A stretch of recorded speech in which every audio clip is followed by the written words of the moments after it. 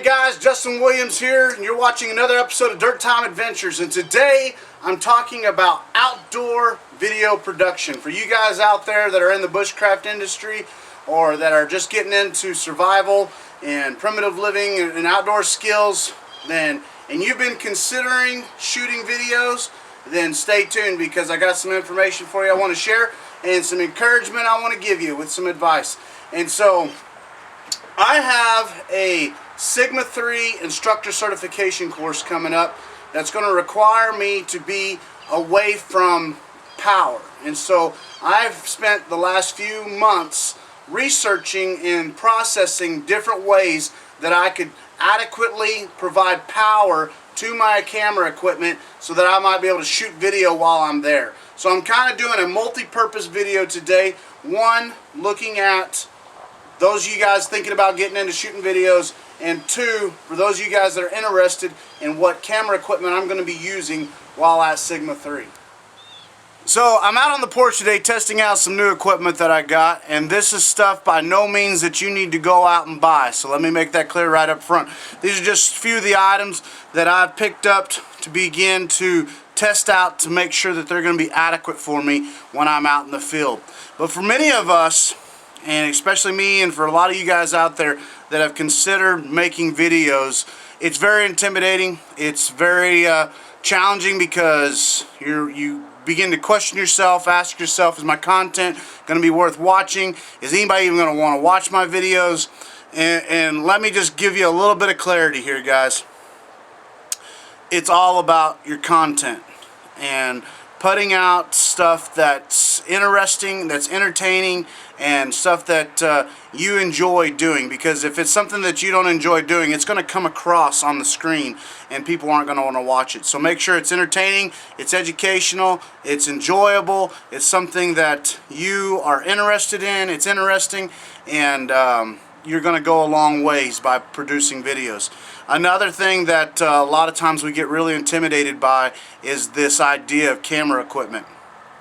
And guys, I started off with a 5 megapixel camera shooting some of my first videos. It wasn't even a camcorder, it was a 5 megapixel camera that I started shooting some of my first videos with.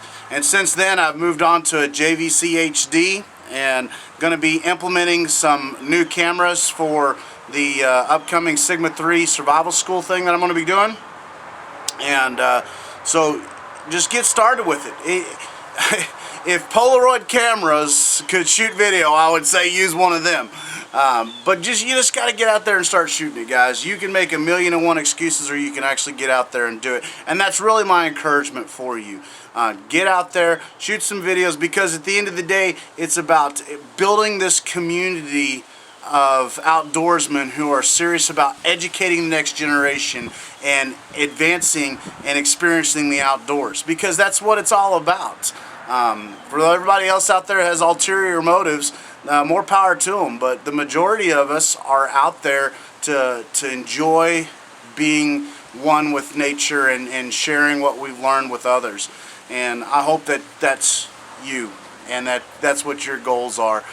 Because if you think you're going to get rich in this industry, you're dead wrong. It's like being NBA All-Stars, guys. There's a select few that make it, and in reality, a lot of that is popularity contests. So if that's your goals and your motives, more power to you. But for the rest of you guys out there that just really want to share what you're learning and you're passionate about the things that you're doing, get it on there, post it online, and send me a link and say, hey Justin, check me out. I'll be glad to come over and look at your videos. Okay, so shifting notes.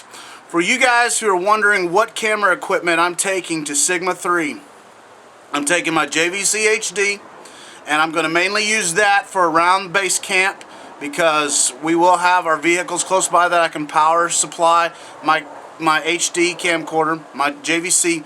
But there's a couple different times where we got Scout Week and SEER training and different periods where we're going to be away from base camp, away from our vehicles for extended periods of time. And I have to have a way to power my equipment. And that's what I want to share with you now.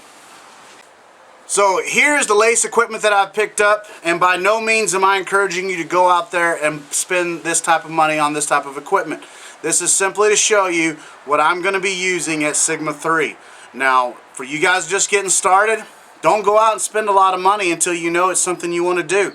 Get you a cheap basic camera, start shooting videos, see what you think about it. If it's something you want to continue to do, then build up your equipment. Buy the best camera you can out of the money that you have available to you.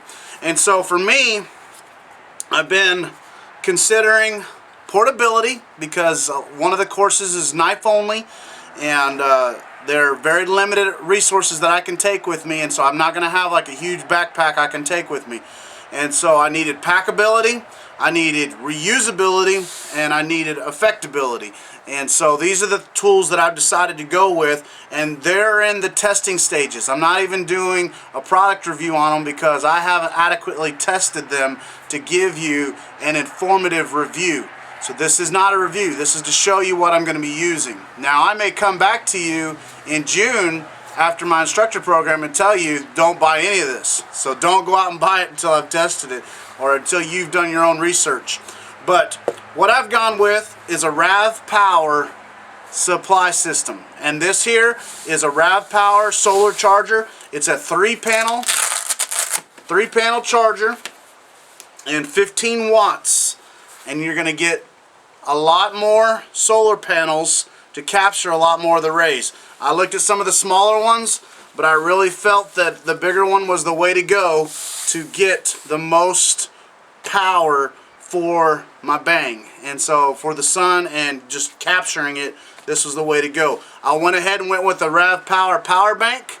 Mainly I stuck with the same brand so that the compatibility, that they would be compatible with each other.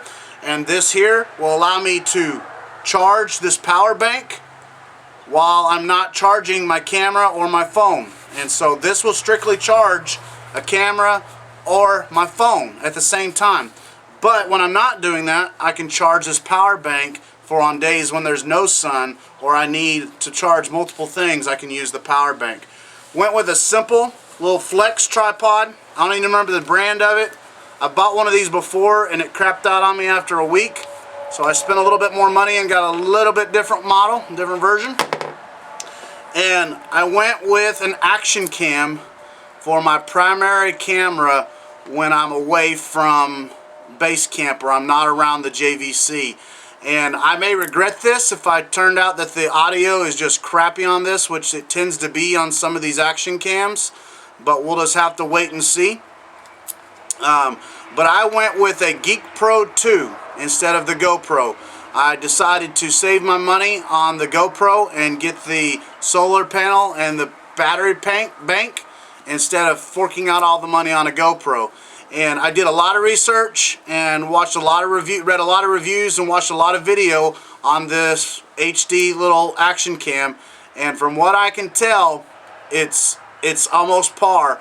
You know, you GoPro addicts are gonna throw some hate mail my way because, oh no, you can't be GoPro. It's not a GoPro by any means, but it's a quality little camera for the money and for the price, and that's what I'm going to be using for my Sigma 3 week. Well, hopefully I've encouraged some of you out there who've been thinking about shooting videos, and like I said, at the end of the day, you just got to get out there and do it for yourself. You can't be out there trying to shoot videos for anybody else. You got to do it for yourself. Here just a couple weeks ago, I got this message on YouTube saying, hey, your content's great, but you got to switch over to DSLR. It's the only way to go. If you don't use DSLR, then you don't take pride in your videos. And I looked at it, I responded, well, when you get ready to buy me a DSLR camera and you get ready to send me to school on how to use it, then I'm going to stick with what works for me. And I encourage you guys to do the same thing. Don't go out and spend a bunch of money on fancy equipment that you don't need. I mean, as you get more advanced in your video production skills, then by all means, buy better equipment. But until then, start with what works for you. And for you guys that are interested in doing a wilderness immersion program, or maybe you're going on a long backpacking trail, man, I'd love to walk the Appalachian Trail or hike the Appalachian Trail one of these days. And so these are some things that you can consider to take with you on that type of trek or that type of adventure. And don't go out and spend the money until you've done your research. And then if you're wanting to know more details on how it works for me, it's probably going to be June before I come out with any type of video saying whether or not I like this equipment or this product. Because I'm not a big product review guy, and especially if I'm going to put my name behind something, it daggum well better work. And so that's the camera equipment I'm going to be taking, and hopefully you guys get some ideas. But also, for those of you that might be interested in what equipment, what gear am I going to be taking to Sigma 3? Not just your video equipment, but what are you going to be taking for clothing? What are you going to be taking for food? What are you going to be taking for gear and equipment?